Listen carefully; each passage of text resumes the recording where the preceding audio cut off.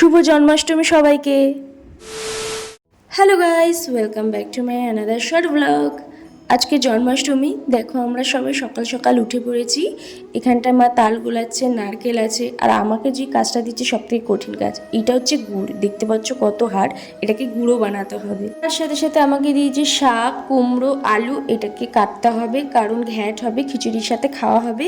আর এইদিকে দেখো তালের বড়া তৈরি হচ্ছে, মা বানাচ্ছে। আর এই যে বিল্লুদের জন্য আমাদের ভাবতে হবে, আমরা পুজো দিচ্ছি আর এরা খাওয়ার জন্য বসে আছে। আমি চলে গেছিলাম তিনতলায় রং আর ব্রাশ নিয়ে। আমাদের যে কানা আছে দেখতে পাচ্ছ অনেক ময়লা হয়ে গেছিলো, তো আমি এটাকে ধুয়ে কালার করছি যাতে নতুন লাগে। আজকে কৃষ্ণের জন্মদিন বলে কথা। তারপর আমি মায়ের হাতে হাতে হেল্প করে দিচ্ছিলাম, ময়দা মেখে আমি লুচি বানাচ্ছিলাম আর মা ভাজছিল। ফাইনালি আমি যেটার জন্য অপেক্ষা করছিলাম, আসলে আমি পরশু দিন ধরে ভাবছিলাম জন্মাষ্টমী উপলক্ষে একটা রিলস বানাবো, আর সেই রিলসটা আমি সঙ্গের সাথে দিতে পারবো না এই ভিডিওতে, কারণ তাতে কপিরাইট পড়ে যেতে পারে। তো তোমরা আমার ভিডিওটা দেখতে চাইলে ইনস্টাগ্রাম আইডি আর এফবি আইডিতে দেওয়া আছে, আমি ডিসক্রিপশানে লিঙ্ক দিয়ে দেবো। অলরেডি ইউটিউবে শর্ট দিয়ে দিয়েছি। আর আমি এখানে তিলক কেটেছি স্যান্ডেলউড পাউডার দিয়ে, আর এখানে মা হেল্প করে দিচ্ছে আমার চুলে ফুল লাগানোর জন্য, কারণ আমি যখন ভিডিও বানাচ্ছিলাম তখন চুল খুলে রেখেছিলাম। তারপর আমি ভাবলাম চুলটা যদি বেঁধে নিই সেটাও ঠিক আছে।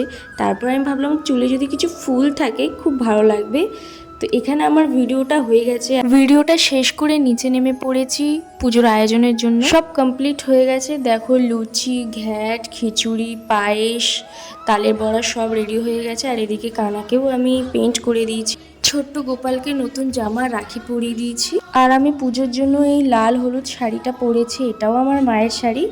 সকাল থেকে আয়োজন করতে করতে দুপুর 2টো বেজে গেছিলো। তারপরে ফাইনালি পুজো দিয়ে ফেলেছি।